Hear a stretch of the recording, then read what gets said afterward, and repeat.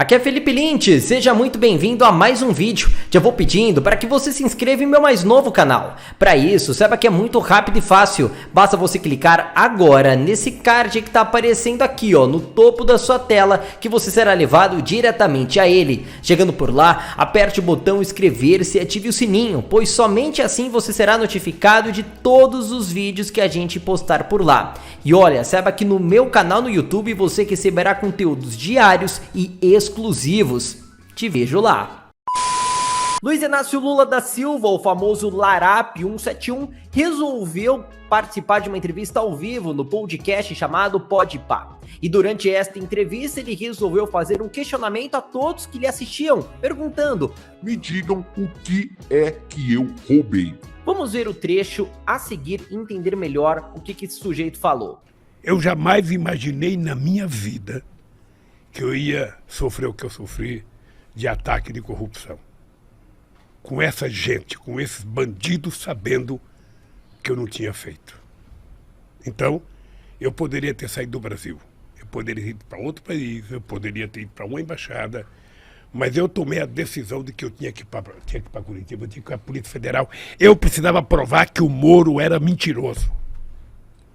Eu precisava provar que a Força Tarefa de Curitiba era uma quadrilha. E se eu fugisse, ia aparecer uma fotografia minha, ou fugitivo. E eu não tenho mais idade para isso, cara. Eu tenho um bisneta, eu tinha que honrar a dona Lindu. Então, graças a Deus, eu provei. Tô até hoje, perguntando para esse Moro, diga, tá, o que eu roubei? A sentença que ele deu para mim, sabe qual foi o crime que eu cometi? Qual? O crime é o fato indeterminado. Eu fui condenado por um fato indeterminado.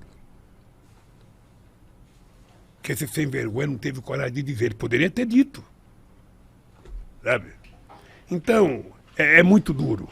É muito duro você estar na sua casa, junto com a sua família, e você vai à televisão ficar 20 minutos falando que você é ladrão. Falando que você roubou. Sem mostrar absolutamente nada. Então, isso foi muito duro. Eu jamais imaginei passar isso na vida, jamais. Essa é uma marca profunda que eu vou levar na minha vida, sabe? E eu ainda vou pensar bem, mas em algum momento eu vou processar, porque nem que for um tataraneto meu, quinquaraneto, sextataraneto meu, um dia vai ganhar um processo contra essa sacanagem que fizeram comigo. Você ficou quanto tempo nesse processo?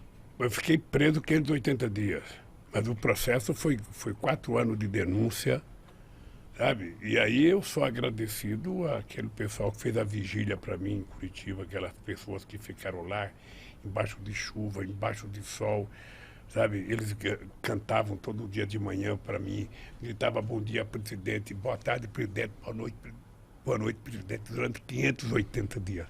Essas foram as declarações de Lula, e já que Lula perguntou a todos nós o que ele roubou, então eu vou mostrar para vocês o que Lula teria roubado. Olha só, essa notícia que está aparecendo agora na sua tela vai começar todo o nosso trabalho, vai facilitar aqui para te responder, Lula. Fundos de pensão investigados pela Polícia Federal respondem por 62,6% do rombo do sistema. Agora veja só esta outra notícia. A Procuradoria denunciou 12 por corrupção em operações com recursos do Postales. Os procuradores da Força Tarefa Greenfield denunciaram 12 investigados por corrupção ativa e passiva, falsidade ideológica e lavagem de dinheiro, envolvendo o fundo de pensão dos Correios, o chamado Postales. Os crimes teriam ocorrido durante as gestões lulopetistas entre 2010 e 2011, durante a operação de aquisição pelo Postales do Fundo de Pensão dos Correios de títulos imobiliários, informou a Procuradoria.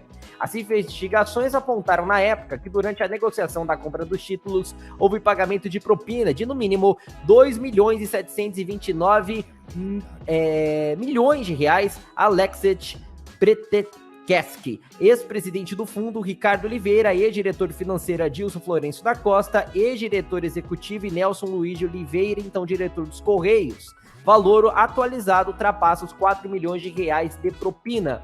segundo a denúncia, na época, Alexandre Romano, operador das propinas pagas a Nelson, intermediou a aproximação da diretoria dos Correios dos governos lulopetistas e do Postales com Paulo Gazani, dono de empresa contratada para prestar serviços de assessoria financeira.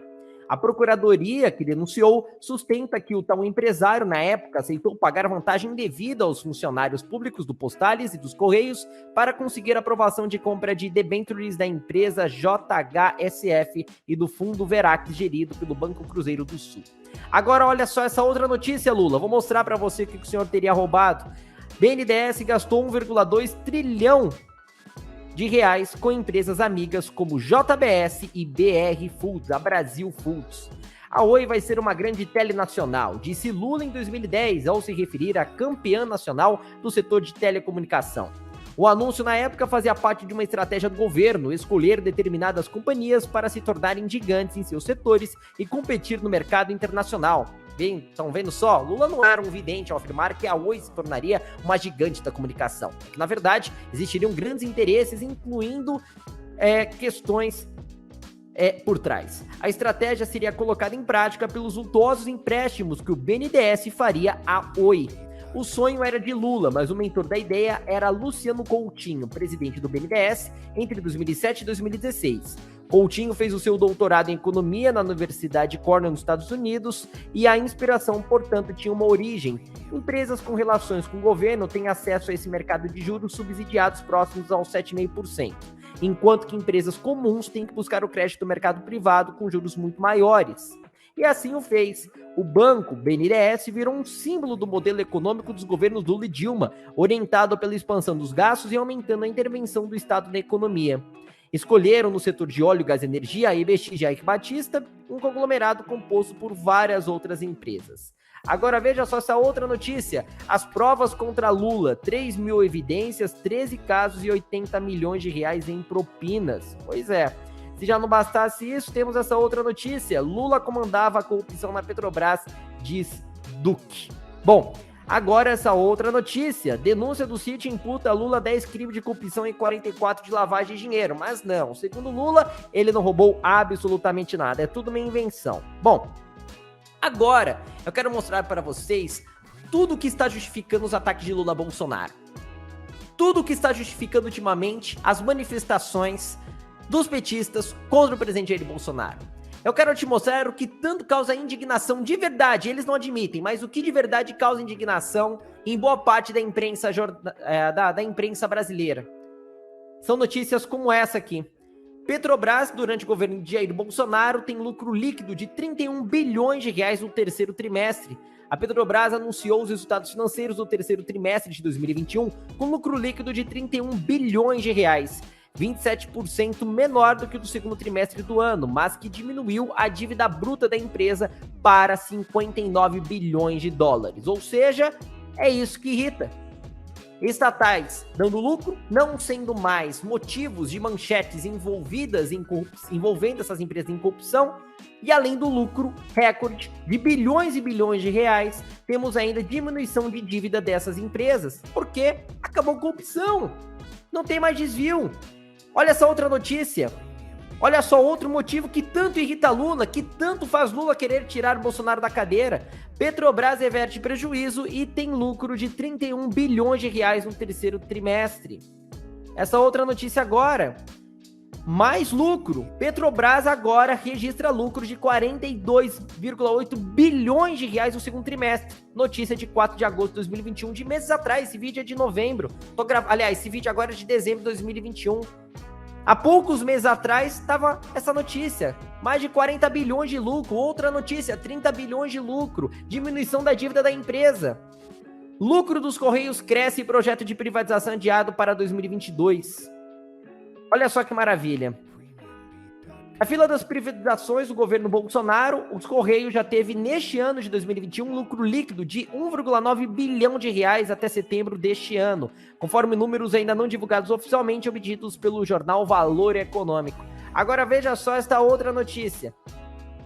Eletrobras tem lucro líquido de 965 milhões de reais no primeiro trimestre. A Eletrobras registrou um lucro líquido de 965 milhões, portanto de quase 1 bilhão, no terceiro trimestre do ano de 2021.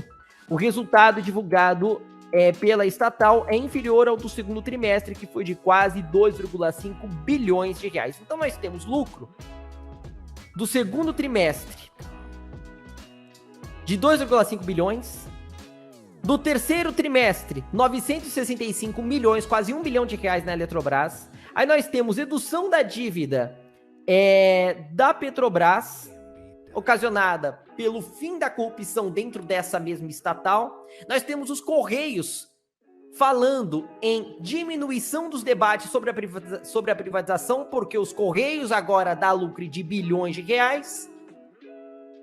O fundo de pensão do Postales, dos Correios, que é o Postales, não está mais sofrendo mandos e desmandos, não tem ninguém saqueando os cofres públicos. É por isso que tem gente querendo tirar Bolsonaro da cadeira.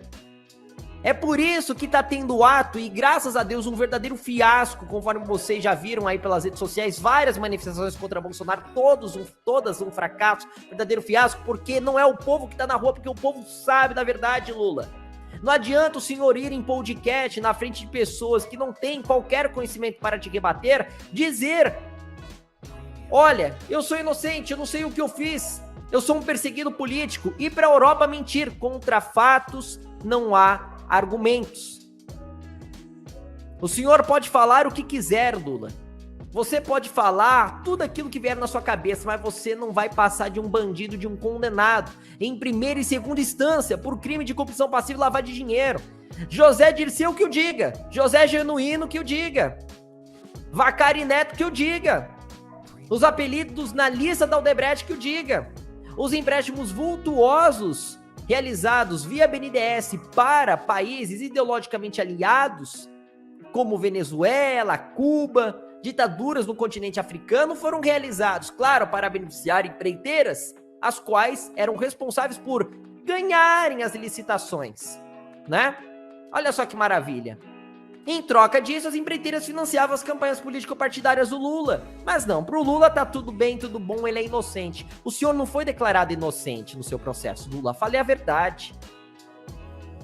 Não se faça de cínico. O senhor teve apenas a anulação das condenações, no sentido de que o foro que começou a condenação, que foi da Lava Jato, em Curitiba, pelo então juiz federal Sérgio Moro, não era o foro competente, segundo o entendimento do Supremo Tribunal Federal. E aí, todas as investigações passaram a serem desenvolvidas dentro de um novo foro da Justiça, que é a Justiça do Distrito Federal e seus territórios.